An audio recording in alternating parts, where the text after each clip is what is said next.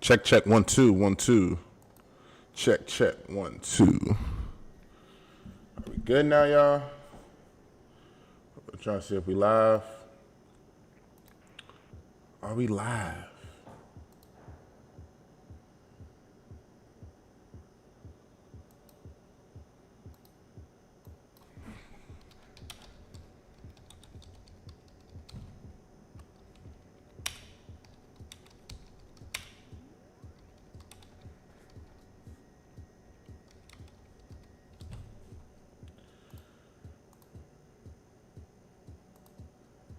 We should be live now, y'all.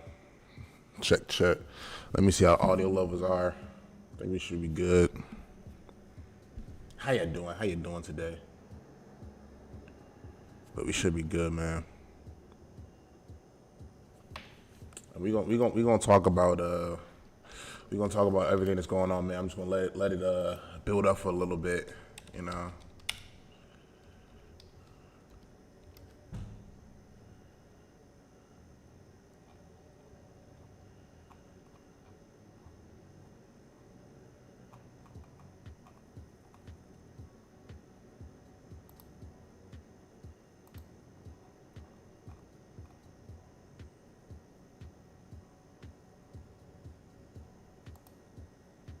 Appreciate everybody coming through to the stream.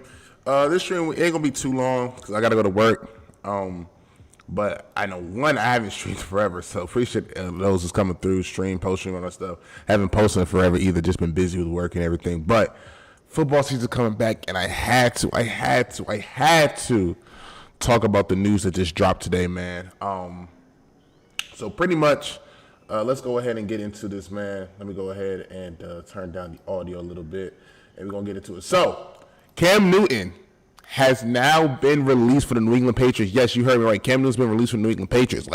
And this is before week 1 starts. Missed the last season of cuts.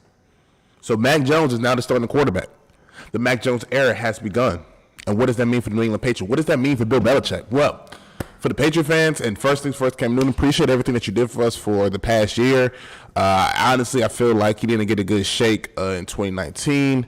And actually, let me go ahead, before I continue, go ahead and get some light in here. Hold on, let me get a little light in here. Yeah, there we go. Much better. On my engraving vids. What up, Iconic? Appreciate you coming through, man. So, yeah, man, Cam Newton, again, thanks for the year that he gave us. Kind of feel bad because last year he pretty much went through what Brady went through the year before, where the team wasn't that good, and then the defense really wasn't that good. Didn't have no weapons on offense. His best receiver was Jacoby Myers, who's slowly coming into his own. N'Keal Harry, who was supposed to be a top guy, wasn't really a top guy like that.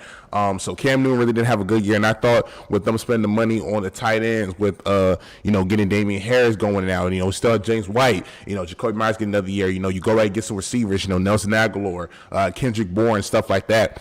I always thought Mac Jones would play this year. I figured Mac Jones would play this year. The only way Mac Jones would play this year is if Cam Newton was just God tier, if he was going back to MVP mode. And so I felt like Mac Jones would be the starter midway through the season. If we go 5-3 or 5-4, we're getting closer towards the end, and I thought Mac Jones was going to be the starter. If Cam Newton had some struggles, I thought Mac Jones would start, but I figured Cam Newton would be the week 1 starter. Did not see this coming, but it's not surprising, I would say, if that makes sense. What up, Capo? So, I'm not shocked that it happened. I'm more so shocked that they pulled the trigger. So, seeing Cam Newton and seeing Mac Jones being the starting quarterback doesn't shock me at all. I thought that would happen sometime this season. Seeing Mac Jones start week 1, a little surprising because I thought that they would give Cam Newton the benefit of the doubt and say, hey, we'll give you one chance, and, once you mess up and everything, we're going to go to Mac Jones, so your leash is shorter. I am shocked that they actually pulled the trigger on this. I didn't think they was going to pull the trigger on this one.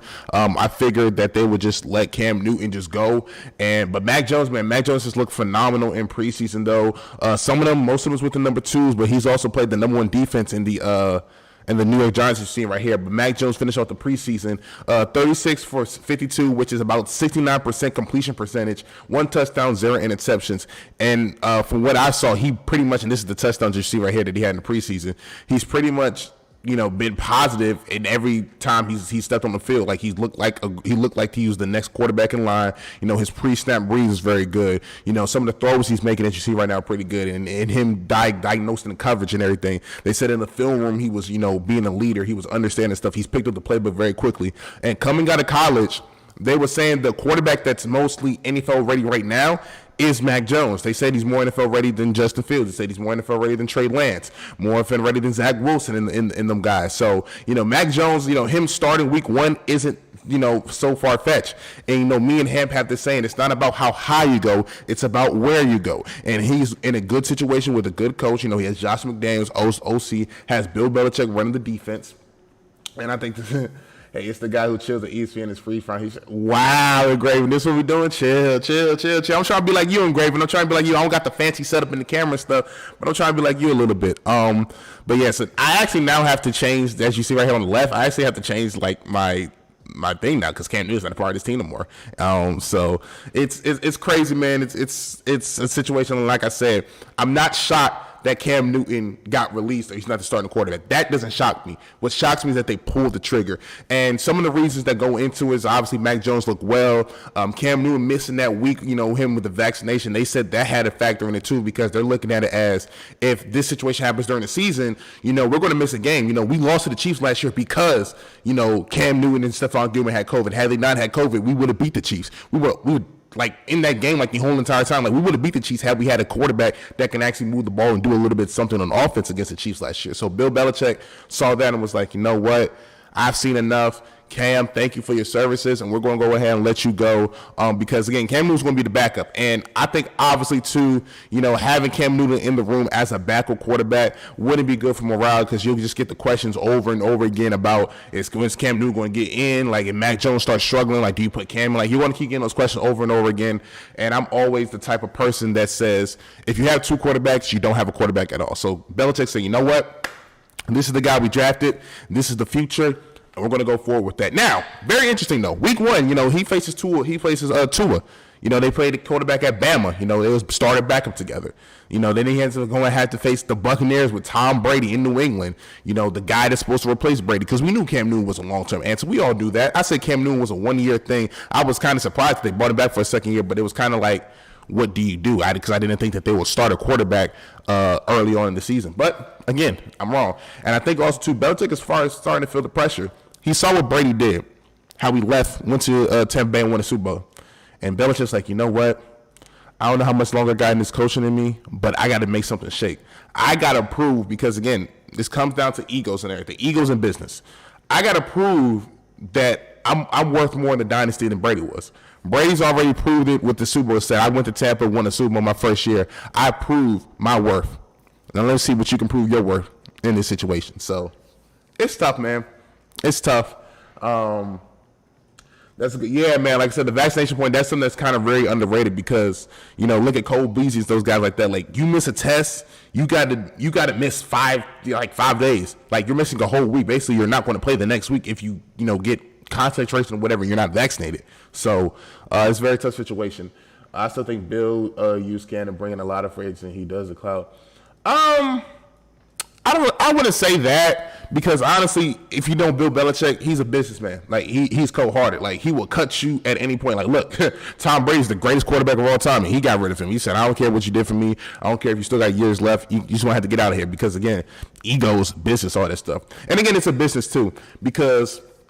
You saw what happened when Mac Jones first came in week 1. The crowd popped for him. I'm using WWE terms. The crowd cheered, went crazy for him. Like, yes, this is the future. This is the savior. They never really did that with Cam.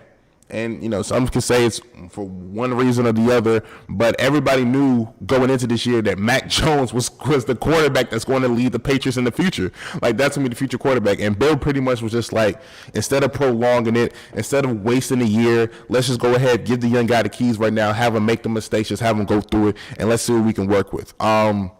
So Mac Jones, again, like I said, didn't look too bad.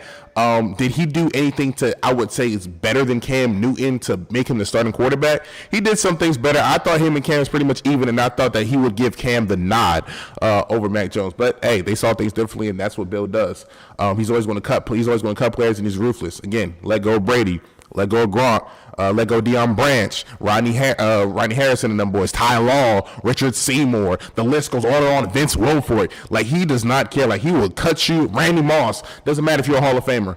You're gone off this team. It's a business. So, again, why have an older veteran in there? And it just makes sense. I'm going to use this especially because I see some Ravens fans in here. It's just like people like, why, like, they don't want to do what they did with Flacco and Lamar did, because some people wanted Lamar to start off rip. They said just let him go in there, just give him the keys and see what can happen.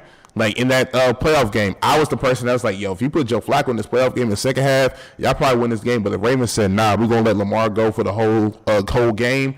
And if we lose this game, we just lose this game. But he has to learn. And I think Belichick said we're going to throw his feet into the fire because Mac Jones is going to have to learn. The only way you can get experience is by, just getting thrown in the fire. And, let's look at the Tom Brady, Drew Bledsoe days. When Brady came in, they still had Bledsoe for another year, trying to see if he was a backup or not. And maybe they learned from that and say, you know what, might as well just don't even have that extra tension, that elephant in the room, that we're going to cut, Cam Newton. We're not going to make the same mistake we did with Belichick.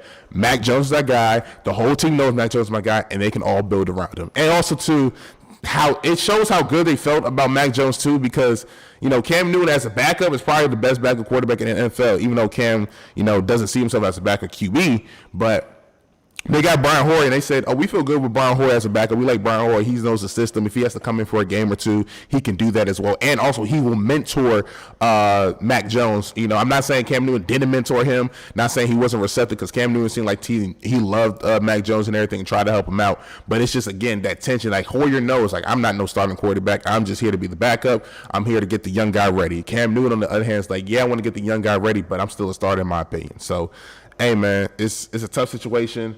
It's just like, Flacco and Lamar, like I would say, it's like, Flacco did this, he's good, but everybody knew Lamar was the future, that he was going to do this. And then look at Lamar now, unanimous MVP a year or two later, won a playoff game and potentially can win a Super Bowl this year. So, tricky situation. And again, like I said, I think Belichick felt the pressure, and also he just wanted to eliminate the elephant in the room.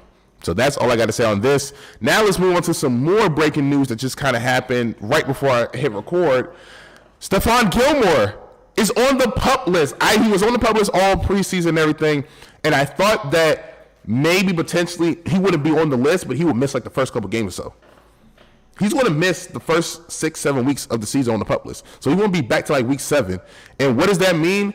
And it's still from that quad injury that he suffered last year. Now, what I think is happening is Bill's trying to trade Gilmore because it's his contract year, and we all know Gilmore talked about he wants to get paid. He's one of the best corners in the NFL. He deserves to get paid like that because, when he signed his contract initially, he was like the highest paid corner. Then, 4 years go by, and now, the money's now is not that good. And also, it was front loaded too. So he's only making, I think, like $6 million this year. That's insane to me, he's a top 5 corner in NFL, top 2, top 3. But you definitely got to put him top 5. Some people may disagree, but I think those people just don't know what they're talking about.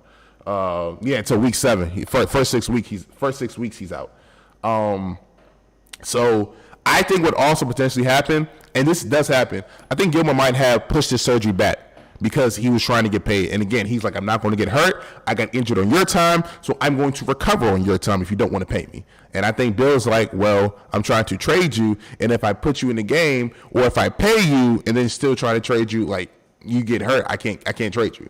Like, I think Bill's trying to trade him, so he's like, we're going to put you on the PUP list so you don't get injured. I think the trade deadline is week 8 or something like that. So, maybe in that, 7-week span, if somebody goes down with an injury on a contending team, or a contending team's like, we need a cornerback for this year, we need a mercenary, they're like, hey, Bill, we'll give you a second-round pick real quick, just ship us Gilmore. Then I guarantee you Gilmore's miraculously squad is going to be like, ooh, I feel better now, I feel good. So that situation is kind of tough, and I love Gilmore, but the writing's on the wall, man. And I said this last year when he got injured. I said that might have been the last time we see him in the Patriot uniform. And I love Gilmore. I would love Belichick to pay Gilmore, but just knowing his system, and it's a business.